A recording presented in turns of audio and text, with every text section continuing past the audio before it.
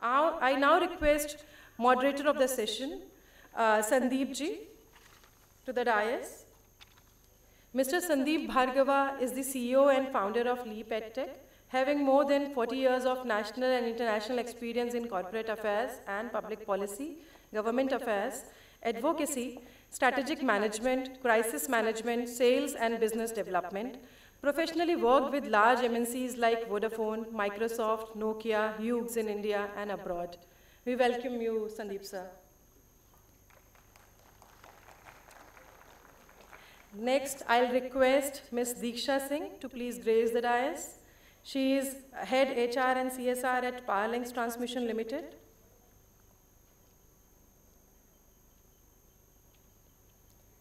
I now request Mr. Anuj Aggarwal to please grace the dais.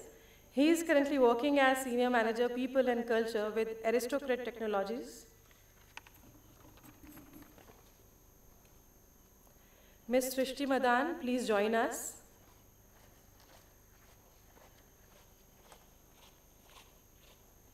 She is a Young India Fellow at Ashoka University. We are really very glad to have you, ma'am.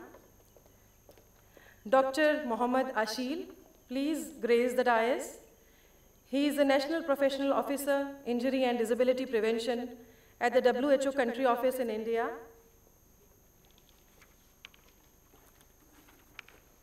Mr. Ashok Imani. Ashok sir has over 25 years of extensive experience of applying ESG and sustainability aspects across financial services sector. Glad to have you, sir. Ms. Rajkiran Kaur, she is working as District Social Security Officer, cum District Disability Nodal Officer. I think ma'am is yet to join. Sandeep sir, over to you.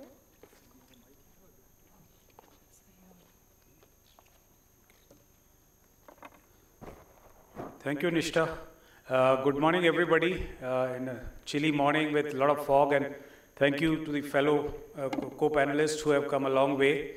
I also acknowledge the presence of Mr. Rajesh Aggarwal, Secretary and IAS, Senior IAS Officer with the Department of Empowerment for Persons with Disabilities, coming to our event right early in the morning. Thank you, sir, very much for joining us, and a lot of other friends who are there physically in this auditorium, as well as who are joining us on virtually on our Facebook and other social media handles. So we are there with the panel one. We are a little late to start with, but definitely we need to really do it on time, because we have the second panel which will definitely start on time. This panel, which we have representatives over here, colleagues who are there from different sectors, and titled as Government and CSR Efforts for Disability Inclusive India.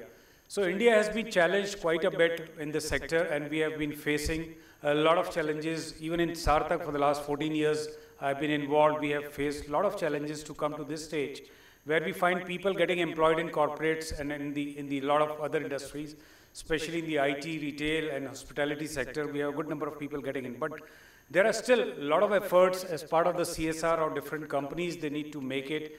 They need to earmark, and also government in its policies has really come forward a long way, but still we have many challenges which we keep on feeding back to the government from time to time to bring in a lot of policy changes. So in this panel, we would like to do a round robin, and we'll discuss the efforts that have been taken for the empowerment of people with disabilities and their impact. What really came out good, what really didn't work, and what are the different challenges we have. And also how partnerships can work for inclusion and future way forward in this direction. So we have been at Sarthak, it's an NGO, we have been facilitating a lot of dialogues between the corporate and the people, the corporate and the government, but this is a forum where we'd like to have the views of individuals making their headways into this sector and helping us moving ahead. So I will take the opportunity to introduce these speakers one by one, and request them to have their intervention or have their thought processes. We'll start this with Deeksha.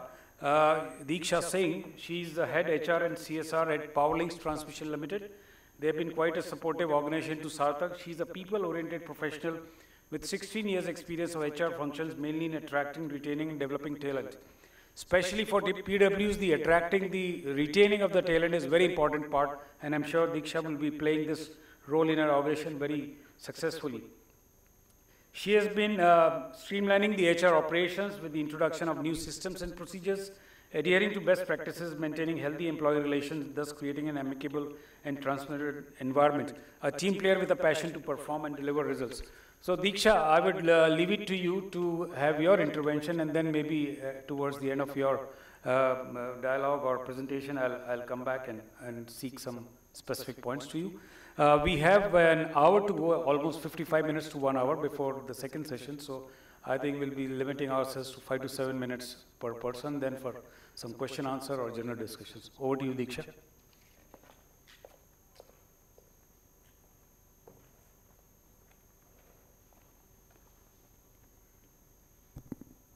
Yeah, very warm good morning to everyone, and thank you so much, Sandeep, for giving the opportunity to speak on this important subject.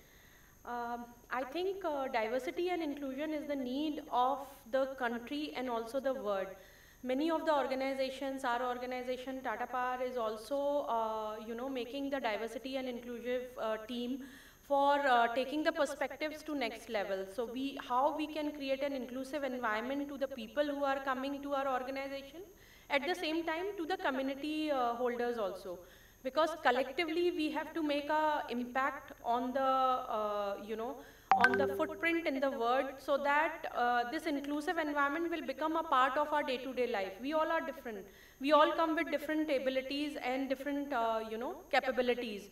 So how we can leverage each other and have a impactful, impression on the earth is the overall objective. Tata Power is working extensively in this regard with respect to diversity and inclusion. We are on the USAID panel, where in terms of US interventions towards the world in terms of diversity and inclusion are supposed to be at an advanced level. So we are seeing from a growing level how we can reach to that advanced level of providing those services to the specially abled segment of the society. So these are the few contributions we are making. I'm making it very short and crisp till we discuss the further parts. So over to Sandeep. Thank you. Diksha, this was really short. You didn't give me time to even set up for the next one. Thank you, but definitely in terms of the D&I aspect in your organization, Power Links, if I rightly remember that, what exactly has been your contribution? Maybe you just come here because you'll have no mic. In terms of the number of people you have employed and the kind of benefits you have, that have accrued to you by employing the PWDs? See, last year we recruited 800 people through campus recruitment. Out of that, 20% was the target for the inclusive people to be hired. That includes both PWDs and also other inclusive segments. And this year, for the year FY23, we have a target of moving from 20% to 35% through the fresh talent which we are recruiting. And this is gradually we are growing, because it is very important when we are bringing in people in the organization, how we are providing them the services and how they are, getting inclusive with the environment and also with the organization. So these are the efforts hand in hand which are going on, and I think gradually we will move forward in this regard. Thank you so much. Thank you. Thank you, Diksha, for the insight in terms of the employability in your organization. From this, I move on to have some kind of a global view on what's happening in this sector, some experiences across the globe, as well as what's the contribution of this WHO into India. So with this, I would like to invite Dr. B. Mohammad Ashil for his views. To introduce Dr. B. Mohammad Ashil is a National Professional Officer in Injury and Disability Prevention with the WHO Country Office in India. Dr. Mohammad completed his MBBS from Government TD Medical College in Kerala University, followed by MPH from Sri Chitra Turinal Center for Medical Science and Technology. Before joining WCO India, he worked as the Executive Director of Kerala Social Security Mission, Executive Director of National Institute of Physical Medicine and Rehabilitation, NIPMR, and Project Director of State Initiative on Disabilities under Government of India. So Dr. Mohammad, with such an extensive experience in the state and then now on with WHO, we look forward to your views and your intervention on this sector. Dr. Mohammad.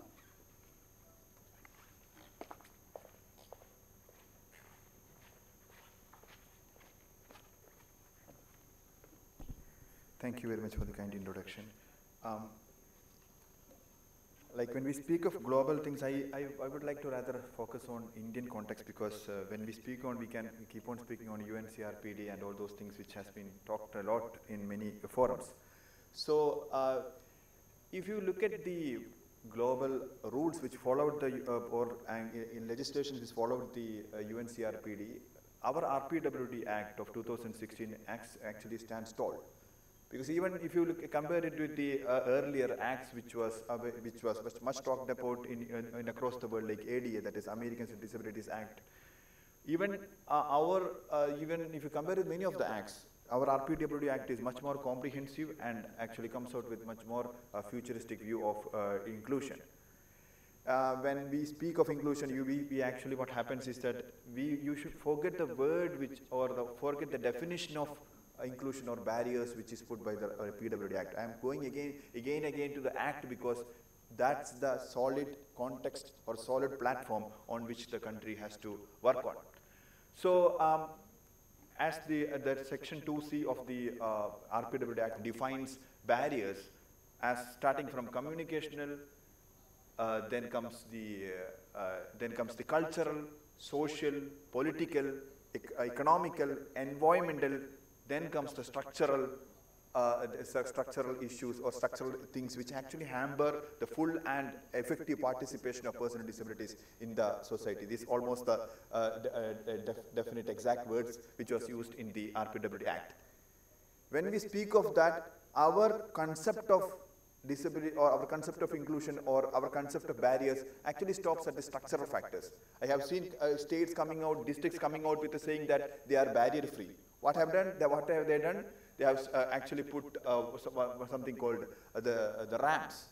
And usually, why I'm showing something called ramps, because ramps usually does not follow the pattern, which is, I even suspect the ramps of this institution also, because the ramps actually should be, if in order to make it self-propelling, if a person has to actually propel himself using the wheelchair, then it should be somewhere more, the slope should be 1:15 or more. That which means that 1:15 or less, because as it's a kind of a proportion. So then, but many times, even if we think of barrier free, our thought stops at that level, or maybe adding a kind of a interpreter during a presentation. That actually does not end there.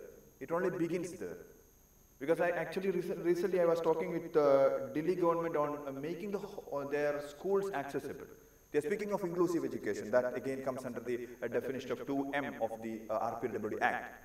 When inclusive education comes, these things are children which should be able to study in the equal facility of, or in the same facility of children without disability, or by what we call as neurotypical children, or when it comes to intellectual disability. So that's the only part we take. But the second part comes is that the system should be adjusted for them to do that. But that adjustment does not really happen. Just to make a school accessible, perfectly accessible for a child with a hearing disability, it does not just require an interpreter. It requires a whole system. For example, if someone is having a hearing impairment, you can put something like what we call as induction loop system in the classrooms, the alarms, or what we call as the bells.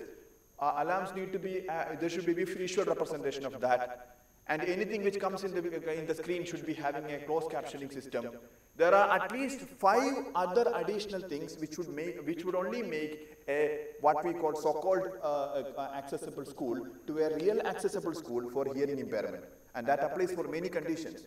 I just said it as an example. So when we speak of inclusiveness, our inclusiveness in case of barriers, of physical barriers, is just starting. It should not be the end of that.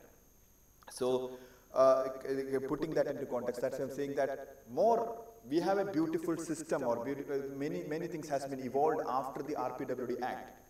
The AIC, which actually Accessible India campaign, which started before the RPWD Act, took a lot of the momentum which it gained Maybe there are people who say that it has not really gained the momentum it's supposed to gain. But you imagine, in the last 5-6 years, what has happened in India has never happened before. What change has been brought, what discussion has been brought. If you go back to any discussion on any government program 5 years back, it's very hard to find an interpreter who stands. Now, most of the government programs, not just for programs of the Social Justice Department or DPWD, other departments are also having interpreters put on, having them on the board while you're actually doing a presentation. So these things are changing. But whether the rate of change of that is enough, no. So that's something which we have to actually think on and work to accelerate that like it's very rare to find a deadline in an act. But our RPWD Act has put that also. When we say 2022 is the deadline given for making our systems accessible or our facilities accessible, at least government buildings accessible. We are reaching the end of that, but still much need to be done. That is something which we must think of accelerating our inclusiveness. But still, I am very hopeful that having seen the change which is happening over the years, I am very hopeful that this inclusiveness is getting more discussion, getting more light, getting more like a pace, and it's something which we can be all. Even smaller discussions, which even like gram sabhas. You see, there are panchayats who are actually conducting gram sabhas for persons with disabilities. I'm not getting the details of that. As an introduction, I would like to restrict myself here.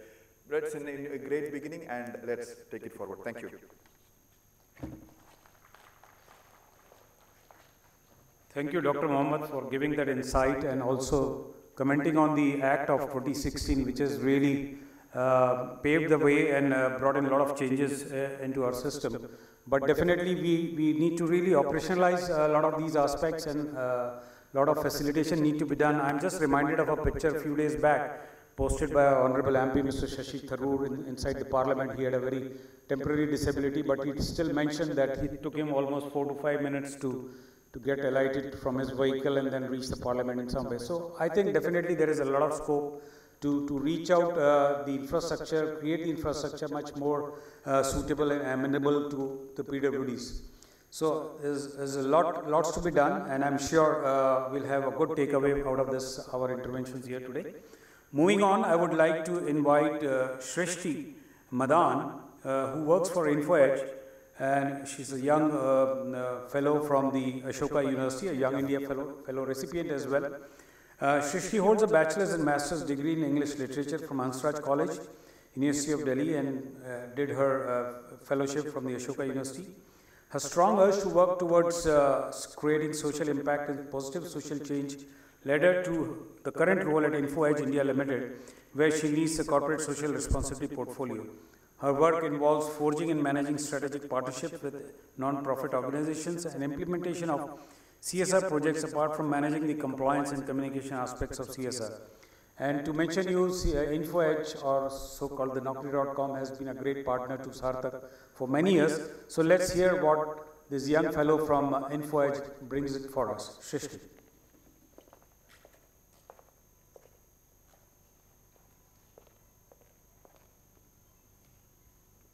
Hello everyone, a very good morning, and thank you Sandeep for the introduction, and thank you to all the fellow panelists also for speaking to all of us. I am Srishti, and I work in InfoEdge Corporate Social Responsibility Department, and I am glad to be here today. I represent my organization, which also, of course, is known to you all by the more familiar name of the brands like Naukri and Shiksha and Jeevan Sathi, etc. What we are emphasizing on in the corporate social responsibility portfolio for us is the sub-themes of education and livelihoods, sustainable livelihoods. Moving on, I would like to invite Shrishti Madan, who works for InfoEdge. And Shiksha and Jeevan Sathi, etc. There's a recording. What we are emphasizing on in the corporate... Never mind.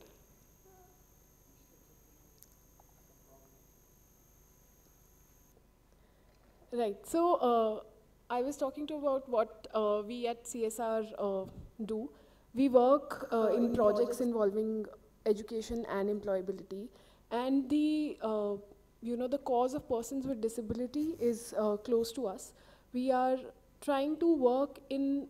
I remember a meeting we had with Dr. Jitender where we were speaking about the good work that Sarthak is doing and how they're envisioning, India to look like, how we want to make it more disabled or persons with disability friendly. And we had an hour-long discussion, and at the end of it, we I remember a meeting speaking to Dr. Jitender who told us that what is the good work place where the need is the most. And he was very kind to make us aware of the fact that more disabled can we actually intervene early and we had in the life cycle of persons who are experiencing some sort of developmental delays. Told us that can we do early intervention in order to mainstream the most. And he was the idea of an early intervention center, as we are supporting with Sarthak, is that there is a team of a pediatrician, a psychoanalyst, an occupational therapist, a speech therapist, etc. And they work together on early intervention, specifically case-to-case cases with children from low-income communities who are experiencing any sort of developmental delays, and they envision landmarks for each of them and work together towards the target that they set for each child. The difference that this project has compared to any other project in the CSR, where you can actually give tangible numbers in terms of, we've trained these many persons and we've placed these many, or we are teaching these many, X number of children, and they're getting, this percentage of marks, etc. Compared to that, in an early intervention center, the problem, or I may say the challenge, that we can't show tangible outcomes as a whole. An outcome for one child who's facing some, locomotor disability is very different from somebody who's facing actually some sort of a visual impairment. The presentation, so to speak, or the challenge of CSR is that, we CSR team act like bridges in between the non-profit organizations or, our implementing agencies or partners who work with us on the ground, and, the board members who sit in boardrooms and approve these projects. So our actual, the work portfolio is to talk about the needs or identify the needs of, in this case, persons with disability, take them to the board and try and support these projects more and more. There's a lot that, of course, needs to be done in the disability space, or, the talent acquisition managers, they access that database and look for candidates. And of course, there are job postings which are there, which the candidates can directly apply to.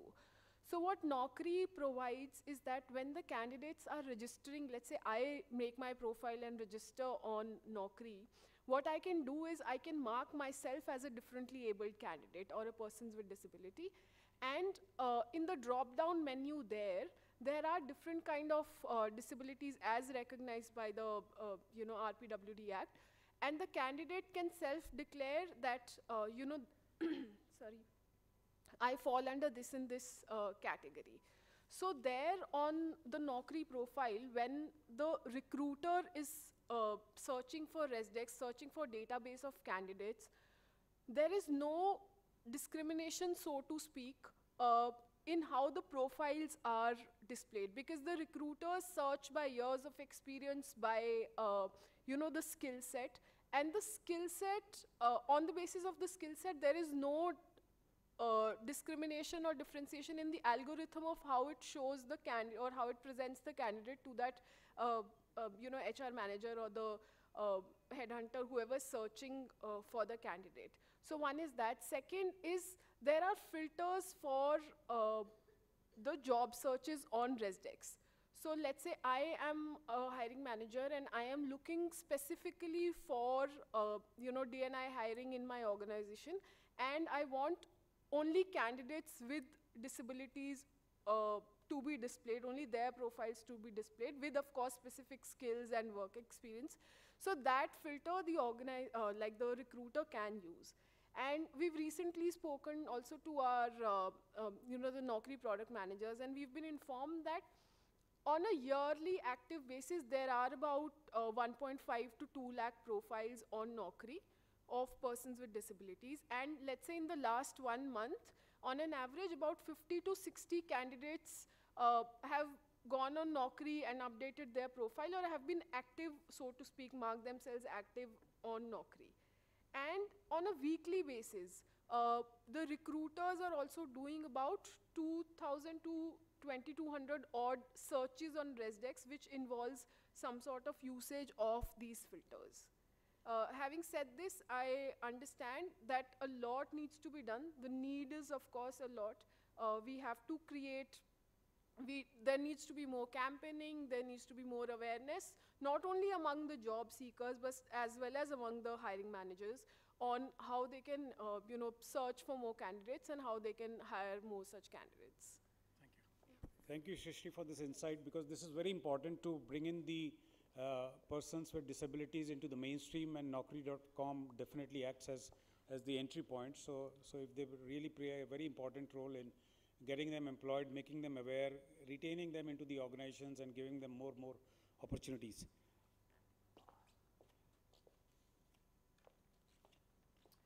So with this, I move on to Mr. Anuj Aggarwal. He comes from a very attractive organization.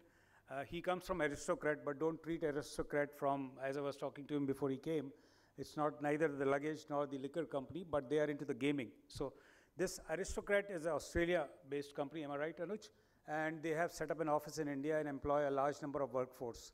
Though they make it for the world from India, definitely they are into the casinos, which he'll describe more. But the point what I'm trying to make is he comes from a sector which has got a lot of potential for PWDs to get in and show their talent and show their expertise and skills.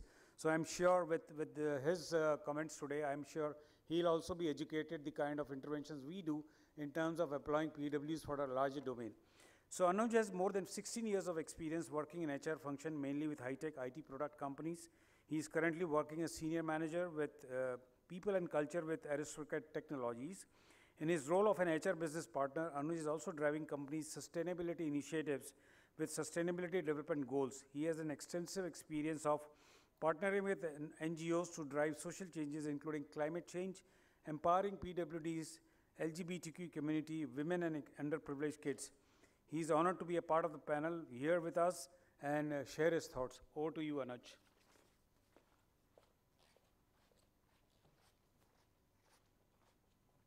Thank you, Sandeep, and welcome to everyone. Good morning, everyone. My name is Anuj Aggarwal.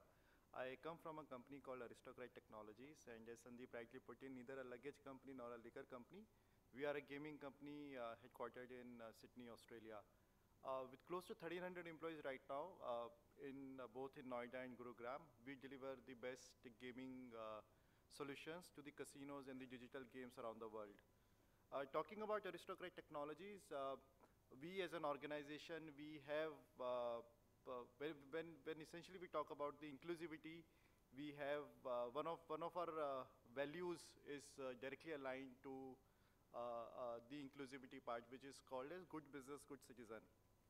So as an organization, our values are, one of our values is directly linked to the inclusivity aspect. That's number one. Number two, we walk the talk, and we have taken numerous steps in the last couple of years to include people, not only with disability, but people who belong to the marginalized community, to ensure that we are meeting the sustainability development goals that were elaborated by the world leaders a few years back. As an organization, we are an equal employment opportunity provider. I'm delighted to share that we are associated with one of the institutions called NABIT, where we sponsored where we sponsored the training of 50 PWDs in last 1 year and 25 transgenders, and delighted to share that we hired 2 PWDs in our testing roles, and they are doing well at this point of time. We also facilitated the job search for the transgenders, and happy to share that we supported 3 transgenders who got the job in the industry, in the risk audit and the control. Talking about all these initiatives, at this point of time, Aristocrat employs almost 30% is the women workforce. We have got 4 PWDs working with us in different roles. We have got 6 to 8 people belonging to the LGBTQ community and giving their best results to Aristocrat in terms of the deliverables. More talking about what we do when it comes to when it comes to ensuring that we have inclusive development at the workplace. One is the awareness sessions that we organize for our people. The biggest challenge that we see today is the biases and the barriers that people may have who are at both the sides of the table. So that's the reason we regularly organize the sessions, the talks by the people who have struggled throughout their journeys but have achieved success in life. We have, so far we have invited with the likes of Dr. Malvika Iyer, Gauri Sawant, Raga De Silva, among others who talk about their journeys of struggle and the success stories. Apart from this, we also partner and align with the global initiatives where we work for the people with disabilities, not only the physical disability, but also people who have other challenges, including the cerebral palsy. There is this event called September, which is observed every year in the month of September, primarily in Australia. And being an Australian company now, this event is observed globally at Aristocrat offices, even in the US, Europe, Asia, and the other regions. In this event, the people volunteer, they participate in a month-long activity. They come together as a group and participate in the activities which are more to do with the stepping up, which is more to do with taking the initiatives in the outdoor activities. And yes, through these activities, we raise the funds for the people who suffer from cerebral palsy, and the funds are used for their empowerment and their education. I'm really not sure how many of you know about the cerebral palsy, but even in India, we see a percentage of 2 to 3 newborns out of 1,000 newborns, they suffer from cerebral palsy. I mean, even that is one area where probably as an organization and as a community we can put our focus on. This is precisely it from my side, and happy to share more thoughts with you people, probably offline as well, once this session is over. Thank you so much. Thank you, Anuj, for this insight and for the great work your company does globally. So India has a good talent pool in terms of IT, and I'm sure you're utilizing the best. But definitely within the IT space, PWDs find a very special mention. Just to give you a brief data on Sarthak, almost 50 to 55% of our trainees who are skilled are employed in the IT sector. So I'm sure you will garner talent out of this, and these are the dedicated staff, dedicated people who work diligently and round the clock to meet your needs. So what is your plan? You mentioned definitely a few of the candidates being from this sector and from the other sectors which need a good what are your plans for the coming years, the next 2 to 3 years, in terms of taking PWDs and giving them these opportunities? I've seen personally these guys work very, very good, and they're very good at gaming as well. So I'm sure you can utilize their potential. So your plans and perspective to make it more inclusive into the society and give them more opportunities in this country. Sure. Thanks for the question, and happy to share it's been just like 6 months that we are associated with Sarthak as one of our partners for the sustainability initiatives. We would happy to take this this initiative ahead, and would probably want to consider the people who are under the skilling program under Sarthak to see if they would be fit for our organization as either in the role of a tester or a developer, or somebody who has done an animation course, people who are animators, maybe technical writers. So all sorts of skills are being employed by Aristocrat Technologies right now. I probably would not think of next 2 to 3 years, but I would probably look for next 6 to 8 months sort of timelines. Happy to share that, I mean, I am in constant touch with Anurag and probably would take it ahead with him. How can we partner best to ensure that, yes, we give ample opportunities to the people who are ready to move to the industry and earn their livelihood respectfully. धन्यवाद अनुज. बहुत सारे जो audience में लोग बैठे हैं, हो सकता है थोड़ा लैंग्वेज का चैलेंज हो. तो अनुज एक कंपनी है, अरिस्टोक्रेट टेक्नोलॉजी से आते हैं, जो गेमिंग में काम करती है. तो आप लोगों जो सुन रहे हैं और जो एलिजिबल हैं, ज़रूर इसके ऊपर ध्यान दें और आगे आने वाले समय में अगर आईटी साइड में जाना चाहते हैं तो इनके माध्यम से आप अपनी स्किल्स को और उजागर कर सकते हैं और एक एम्प्लॉयमेंट की अपॉर्चुनिटी पा सकते हैं. Thank you. या अनुज आपके लिए. Sure. So for the interest of the audience, तो Aristocrat Technologies एक IT कंपनी है, और अगर आपको लगता है कि आप कुछ IT स्किल्स जानते हैं, जहाँ पे अगर आप टेस्टिंग करते हैं या फिर कोड डेवलप करते हैं या फिर आपको एनिमेशन आता है या फिर आप आर्ट क्रिएट करते हैं कंप्यूटर पर, टेस्टिंग में मैनुअल टेस्टिंग होती है, ऑटोमेशन टेस्टिंग होती है, अगर इस तरीके के रोल्स अगर आपको लगता है कि आप कर सकते हैं, आपने ट्रेनिंग ली है या लेकर आप इंडस्ट्री में आना चाहते हैं, तो आप सार्थक की मैनेजमेंट टीम से के साथ टच में रहिए. और एनीवेज हम लोग भी उन्हीं के साथ टच में हैं और अगले 4 महीने 6 महीने में ज़रूर कुछ ना कुछ अपॉर्चुनिटीज़ आप लोग के लिए हो सकती है. Thank you. बहुत बहुत धन्यवाद अनुज. इस प्लेटफॉर्म से इतना बेहतर कमिटमेंट और कहीं नहीं मिलता. तो इंक्लूसिविटी के लिए एक बहुत ही बड़ा कदम है जब हम PWDs को अपनी सोसाइटी का पार्ट बना लें, इंक्लूसिव बनाए, सस्टेनेबल बनाए और उनको अपने आप पे सामर्थ्य में खड़ा होने के लिए पहल करें. Thank you Anuj. Last but not the least, I would like to invite Mr. Ashok Imani. He is from NIIF and he has a very extensive experience of applying ESG and sustainability aspects across financial services sector, consulting and research. Ashok leads the NIIF's approach to investing responsibly while working closely with investors, investment teams and sponsors to assess and manage risks and opportunities and helping build NIIF way of business. Before joining NIIF in 2018, he was the director and head ESG at Global Infrastructure Partners. Prior to this, Ashok led IDFC Alternatives ESG practice, working with multiple stakeholders, including investors, investee companies, sustainability forums, and communities. During his 17+ years stint with IDFC, apart from other key initiatives, he was responsible for managing a US $3.8 billion alternatives portfolio in project equity, private and real estate asset class, and has gained practical hands-on experience in implementing the IFC performance standards of ESG requirements. He started his career with ERM India in 1997 with Natural Resource Management and Social Development Group. Ashok is a member of the ESG working group at Global Infrastructure Investors Association. So with a lot of rich experience and a rich connect with the people who can invest into this sector, I would like to invite Ashok to share his views.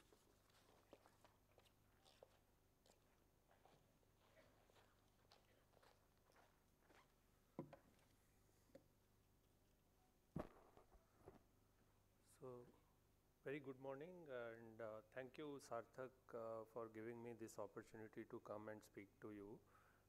It is very exciting for me. This is second time I am coming here and आप सभी के साथ मुझे फिर से एक बार मिलने का मौका मिला और मैं बहुत ही इसका आभारी हूँ सार्थक के लिए. Before I get on to this small like what I have jotted down, our association started, NIIF's association started with Sarthak 2 years back when we liked the idea of their putting up the Global Resource Center at Gurgaon, and that's something across the NIIF platform. We all believed it's a way of bringing out our contribution towards what we can do towards people with disabilities, and we took this way of associating with Sarthak. And briefly, what NIIF is, it's a collaborative platform set up by government with institutional investors. We have come together and we have been able to work on infrastructure development across the country. So while we are very aware huge need for infrastructure development, but at the same time through our intervention we have been able to think on some of these aspects, as Dr. Ashil has also mentioned, on how to make it more friendly for reducing the inequalities and making it more accessible to people differently abled. So in that endeavor, we got 3 funds, Master Fund, Fund of Funds, and Strategic and Opportunities Fund, which are different themed and but with the same objective of developing the infrastructure. So wherever I get like this opportunity of working on any of the project which we invest, be it a road or a hospital or any other like publicly accessed projects, there we are trying to incorporate some of the aspects of like how we can reduce and how we can benefit the differently abled persons. With that endeavor, like I will quickly share 1 or 2 examples where we have been able to make some inroads. One of our portfolio fund from Multiples is a portfolio fund of FOF.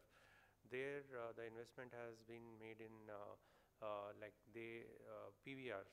So you might have visited many of the PVRs which have now been made disabled friendly. So that's a way in which it is being taken up. Similarly, airports and all which we are getting in, those are now at the premier airports which are coming up across the country. We are trying to look into this aspect. So that's one way of enabling the things. The other point which I wanted was in terms of SDGs, which are very important to achieve the sustainable development goal with complete in harmony with what is required on the sustainability front. SDG 10 very aptly has picked up on the reducing inequalities, and that's something would be a important point which we across infrastructure development can be taken up. So those are some aspects which we are working. The enormity, I can just say, across the 3 funds, after setting up 5 years ago, we have got about 15 investments, and within the 15 portfolio investments which we have, we are about 200 plus companies, and across the 200 plus companies, you can see how the corporate social responsibility aspect can be taken up, and once that rolls out, the reach to various CSR activities is widened, and many of the like-minded portfolio companies are also thinking, and we can steer them in putting up the funds into the organizations like Sarthak, and we are committed, and we want to move in this direction very fast and help build the entire in terms of reducing the inequalities. We want to do our best on that. With that, I stop, Sandeep, and over to you.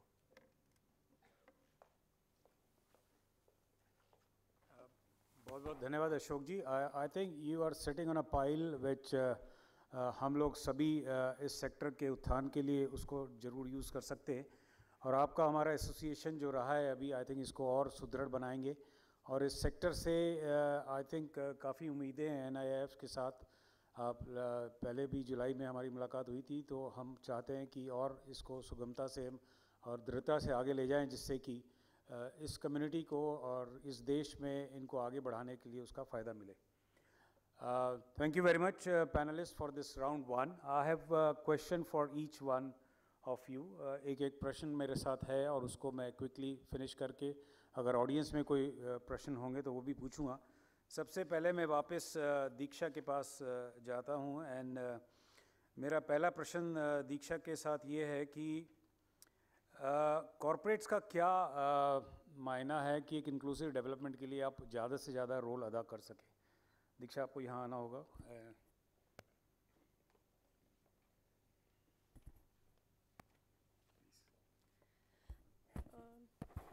देखिए, जब हम अर्थ के लिए work कर रहे हैं, where sustainability 2045 we are planning for net zero, तो पूरा जो इकोसिस्टम है ये सस्टेनेबिलिटी का ही पार्ट है। Inclusive environment is not a different subject, it's an overall subject of sustainability and ecosystem. Ecosystem में क्या होता है, everybody is important, everybody has their role to play, so people with different skill sets bring that inclusivity in the organization, in the country, in the world, and that's how the innovations, new development and technologies flourish. तो किस तरह से corporate अभी काम कर रहे हैं, जो टाटा पावर का मैं आपको बता सकती हूँ कि एक पूरा डिपार्टमेंट सेटअप हुआ है फॉर डाइवर्सिटी एंड इंक्लूजन, जो इस पर काम करता है कि हमारे डिफरेंट स्टेट्स में, कंट्री में, और जो एनजीओ पार्टनर्स हैं जो इस पे रेगुलरली काम कर रहे हैं, जैसे डॉक्टर अग्रवाल जी सार्थक के थ्रू, हमारी क्या रिक्वायरमेंट्स हैं कंट्री में जिससे हम मैक्सिमम एम्प्लॉयमेंट, लाइवलीहुड क्रिएट कर पाएँ, और उसके लिए हमें क्या करना है, उसी हिसाब से हमारे जो स्किल सेट्स हैं, जो ऑर्गेनाइजेशन में रोल्स हैं, कहाँ पे फिटमेंट हो सकता है, उसके ऊपर काम होता है। तो ओवरऑल एक इकोसिस्टम होलिस्टिक पिक्चर क्रिएट की जाती है ताकि everybody has a role to play. Like हमारा हाथ होता है, उसमें एक थंब भी है, एक डिफरेंट साइज़ की 4 फिंगर्स हैं, सबका अपना रोल है। तब जब ये हाथ साथ में बनता है तभी काम आगे संपन्न होता है। तो सबका जो डिफरेंट रोल है उसे हम बेस्ट वे में कैसे प्रेजेंट कर सकते हैं, वही कॉर्पोरेट्स काम कर रहे हैं, और बहुत सारा कोलैबोरेशन हो रहा है एशिया लेवल पे, और WHO लेवल पे भी बहुत सारा काम हो रहा है, जहाँ एसोसिएशंस हो रही हैं, डिफरेंट कॉन्फ्रेंसेस में कोलैबोरेट कर रहे हैं, ताकि जो बाद में संयम निकल के आए उससे पता लगे कि समागम हमारा क्या करना है, हमें आगे जाके इसे कैसे लेके जाना है, जिससे ओवरऑल सस्टेनेबल डेवलपमेंट सोसाइटी का हो पाए, जिसको हम इंक्लूसिव एनवायरनमेंट प्रोवाइड कर पाएँ, इंक्लूसिव इंफ्रास्ट्रक्चर प्रोवाइड कर पाएँ, एंड द कल्चरल चेंज। सबसे बड़ा होता है कल्चरल चेंज। हम अपने ऑर्गेनाइजेशंस में, देश में, और different parts of the world में किस तरह से हम क्रिएट कर सकते हैं कि सब मिलके, एक फैमिली में सारे लोग कैसे मिलके रहते हैं, कैसे सबका रोल होता है, and how everybody complement each other और एक दूसरे की सक्सेस में कंट्रीब्यूट करते हैं।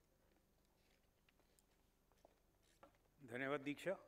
अब मैं नेक्स्ट क्वेश्चन मेरा है डॉक्टर बी मोहम्मद अशील से। How local partnerships can catalyze disability inclusion? Dr. Mohammed, I would request your presence here. So you have the state view, you had the global view nowadays, so I'm sure you are the best fit person to answer this. All yours. Yeah. Like when we say about local partnership for inclusion, actually we need to understand that when we speak of inclusion, what exactly we mean by that. Because the story of inclusion is actually inclusion for person with disabilities was not really easy, or the history was not really very smooth. Because it's comparably smooth. Like having said that, in India, as I said, in the last few years, many things has changed, but the change did not occur by itself. When we speak of inclusiveness, the local actions sometimes led to global revolutions. I'll cite a small example.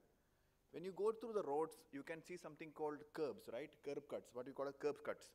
Curb cut क्या होता है कि जब road से नीचे आना हो तो वो एक स्लोप होता है, तो जो जहाँ से हम यानी रोड पे कनेक्ट होता है वो एक स्लोप है, अभी it's not right angle, it's a slope है। वो कर्ब कट ऐसे ही नहीं बना था। In 1940s there was few examples, models for that. In 1960 में एक बार क्या हुआ था कि एक polio in California something happened that a polio patient was going to college, but he was not able to go because his wheelchair was not moving through the roads, because the roads, that the footpath actually abruptly ends. There is no slopes for getting to the roads and he can't cross the road. So that issue has happened.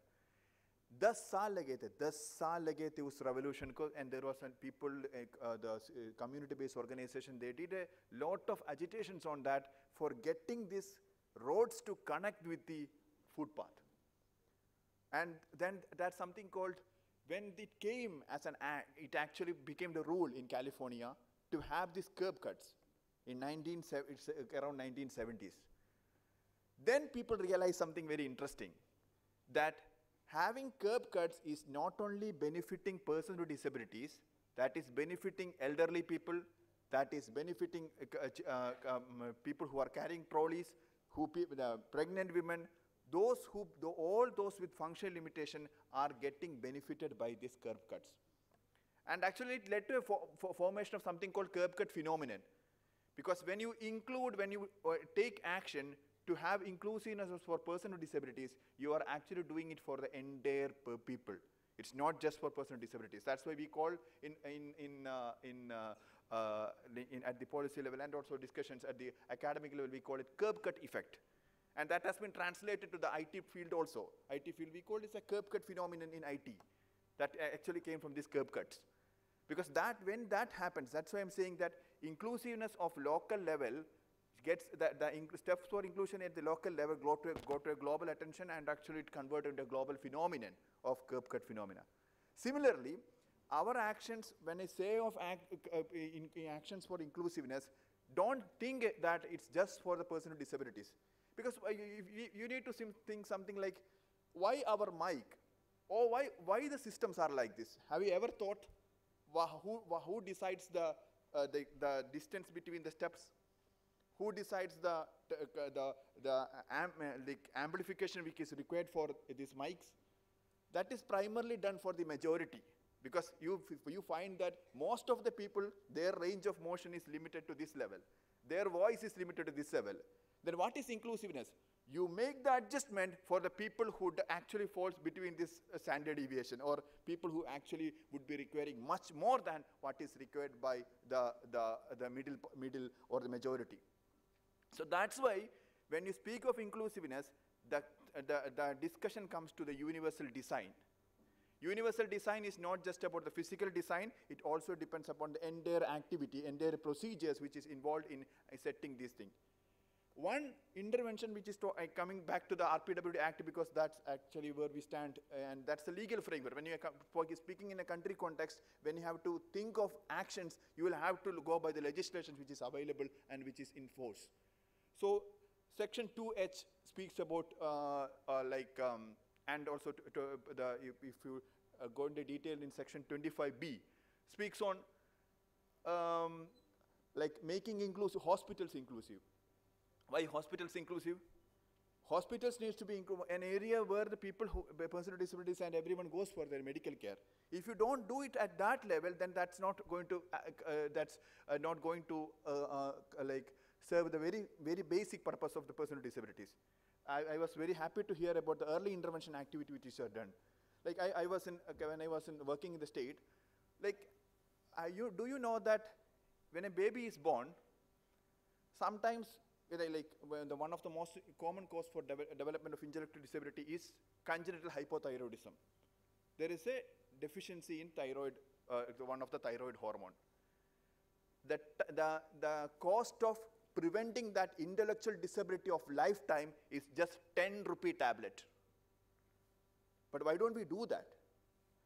I know that when I was the Social Security Mission Director, we had around 232 cases of congenital hypothyroidism identified, and which was prevented just by 10 rupee tablet. That's the beauty of early intervention. So what we need to do is the linking between the early intervention. It should be a life course. Inclusiveness cannot be just at a one level. So because people with disabilities, people who are potentially going to get disabled, or people with poor, because it's not just about disability. Disability, if you need to prevent a disability, everyone must be included. Healthcare facility to be accessible for everyone to ensure that people with disabilities, there is a prevention of disability there. When we speak of prevention, it's not just of preventing at the very early level. You can manage this. It was one of the panelists talked about cerebral palsy. How does cerebral palsy progress? All these things are very manageable. How does autism progresses? These are things which, if we intervene at the early level, many things can be modified. And through the life course, cutting short, through the life course, when you go for employability, that is another area which was discussed. There are global experience everywhere which can be applied over here at the local level.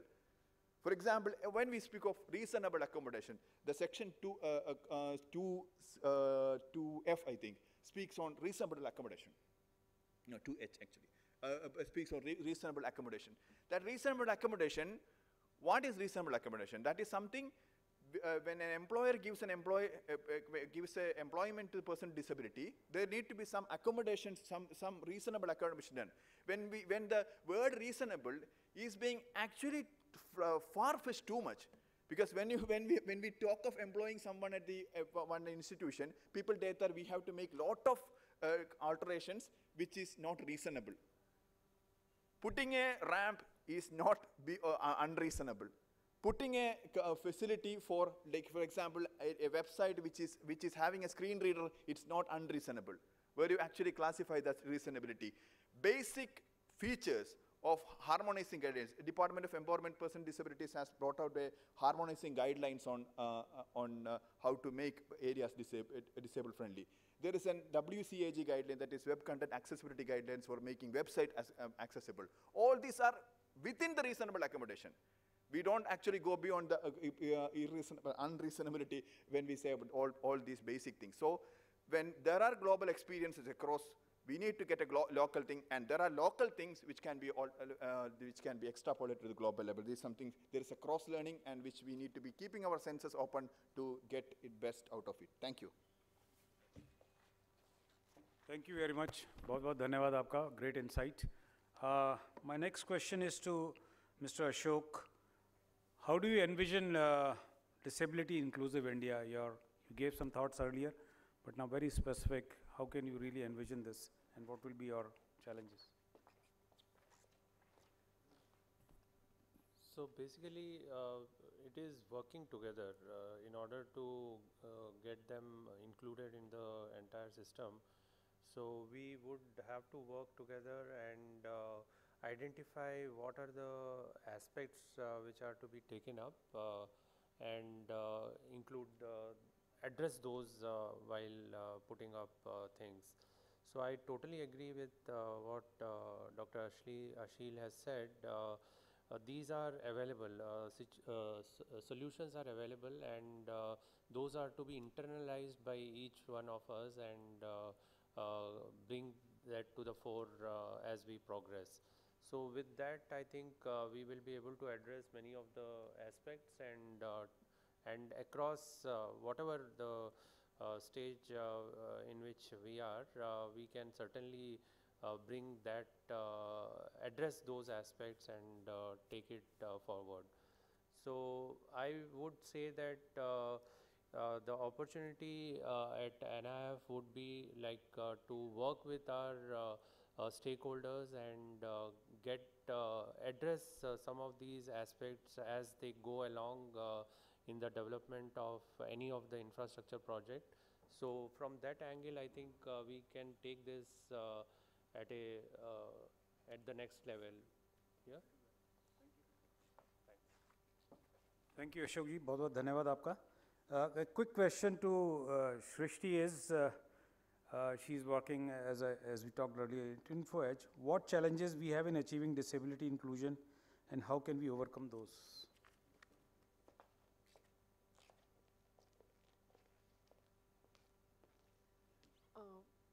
Thank you for the question.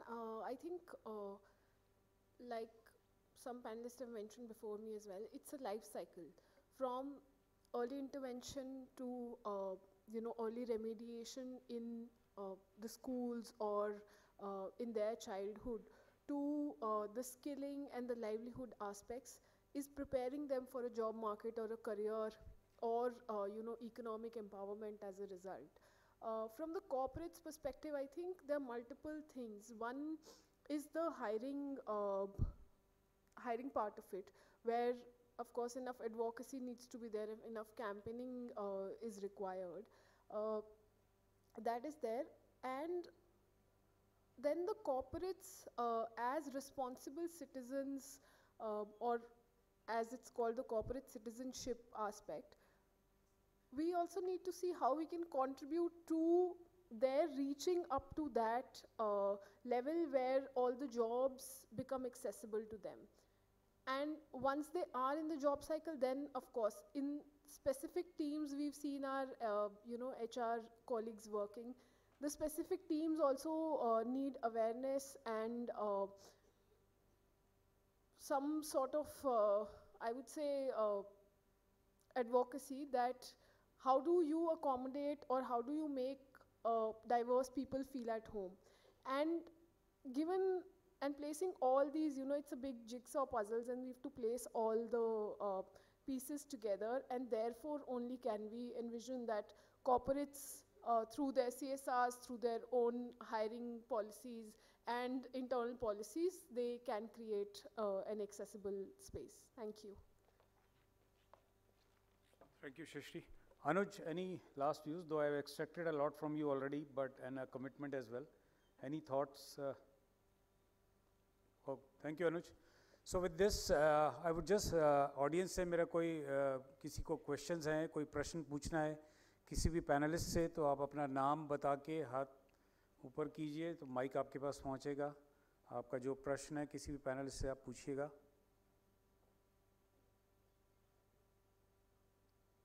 Anything online, if we have got online कोई question?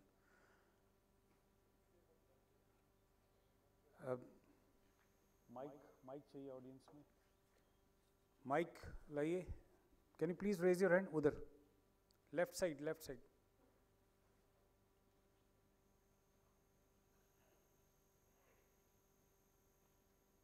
आप अपना नाम बताइए और किन से question पूछ रहे हैं वो पूछिए.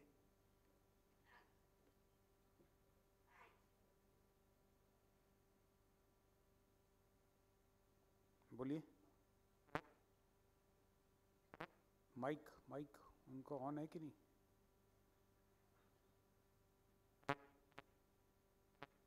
आई थिंक ब्रेक्स आ रहे हैं. टैप करिए माइक को, चल रहा है कि नहीं. माइक को थोड़ा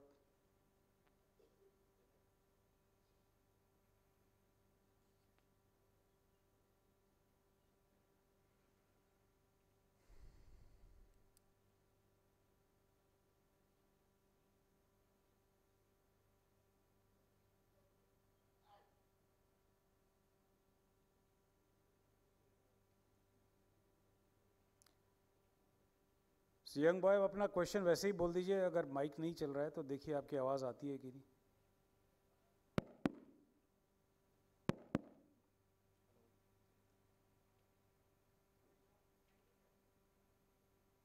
प्रश्न नहीं है आपका या माइक से ही आता है? आइए आगे आइए, आप थोड़ा बोलिए, आगे आके बोल लीजिए.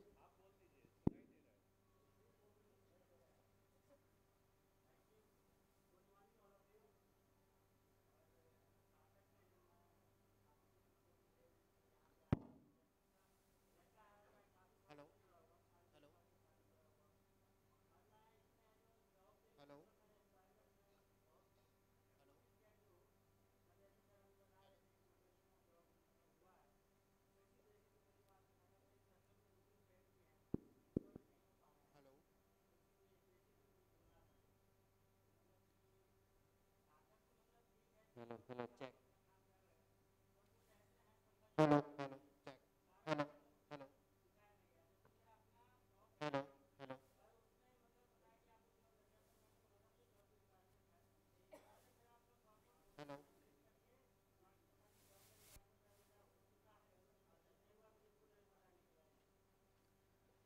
सो आपका प्रश्न यह पैनलिस्ट तो नहीं उत्तर दे पाएंगे, ये हम ही लोग स्टाफ जो है सार्थक का आपको उत्तर देंगे. आप ऑफलाइन ज़रूर मिल लीजिएगा. जो भी प्रश्न है, अनुराग है और निष्ठा है, जिनसे भी आपका प्रश्न है पूछ लीजिएगा. और कोई क्वेश्चन किसी का? अगर नहीं, और कोई है? सॉरी, इधर से. Sorry, right. या please go ahead.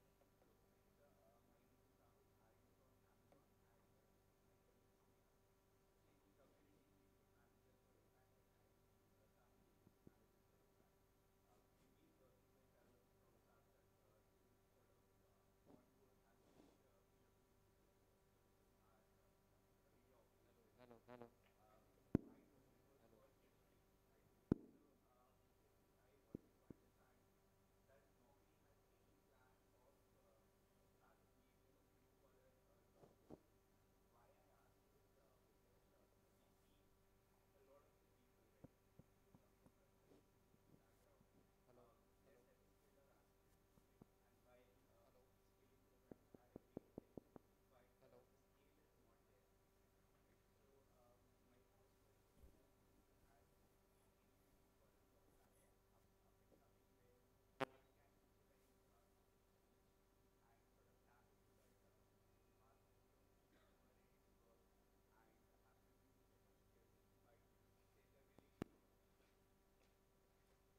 Shrishti, would you like to respond to this?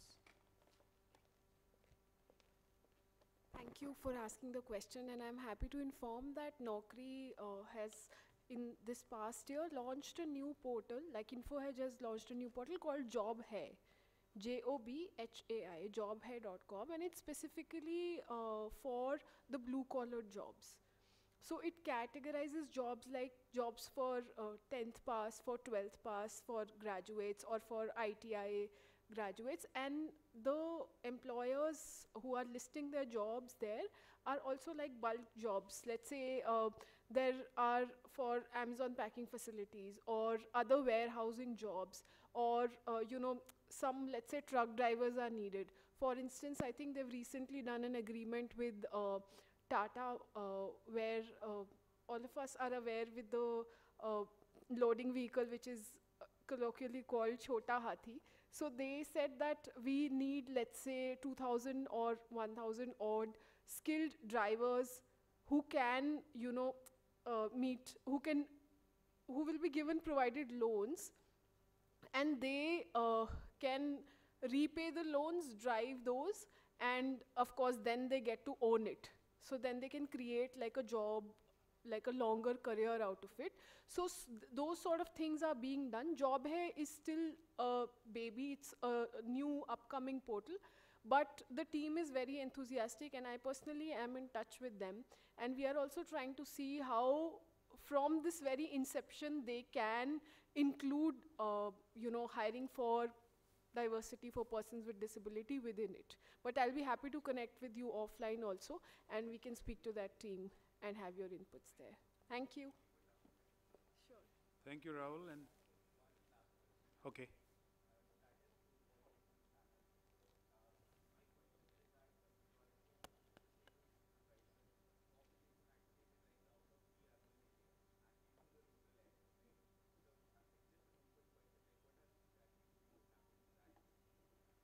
So, Diksha, yeah, and maybe Ashokji, if you would like to answer.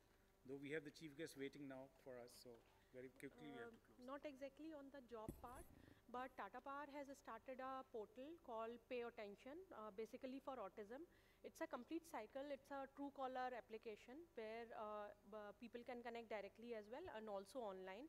So it provides end-to-end solutions. So there is a customer care team who works. So end-to-end solution in terms of any help, early interventions, or any kind of therapies required. So that is completely covered by Tata Power. So such kind of models are coming up, but we are at a very early stage right now. We all are making efforts, but it will take some time to reach that development stage.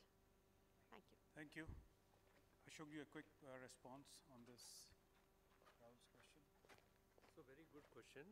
Actually, in terms of the investments which are there, it's not in like metros or so it is all across, right? So you can see like in Telangana, Dichpalli, a small town, or in like the hospitals which are there in tier 2 or 3 cities.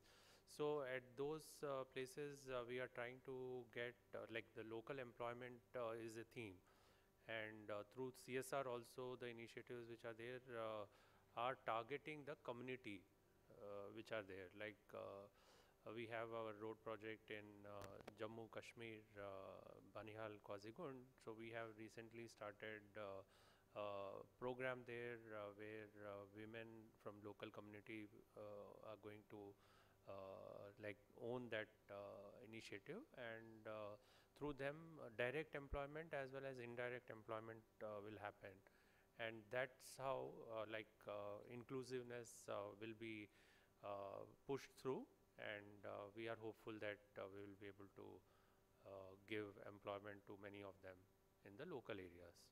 Thank you. Thank you so much. With this, we would like to conclude the session. Panel 1, thank you everybody. Thank you all the co-panelists and the audience for patiently listening to this session. Thank you very much. We have a small mementos ceremony for each one of them, and then we'll get ready for the next session. The chief guest, honorable chief guest, is already there with us in this facility.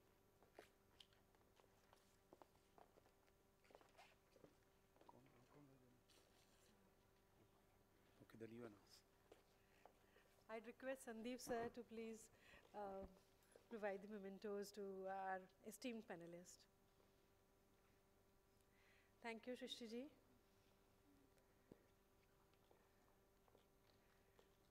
Thank you, Diksha ji, for joining.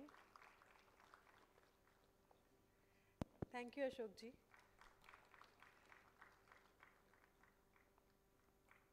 Thank you, Ashil ji, for joining the session. Thank you so much, Anuj ji. Now I'd request Suresh sir to please give the memento to Sandeep sir, our moderator of the session. Thank you, Suresh sir. Thank you, Sandeep sir.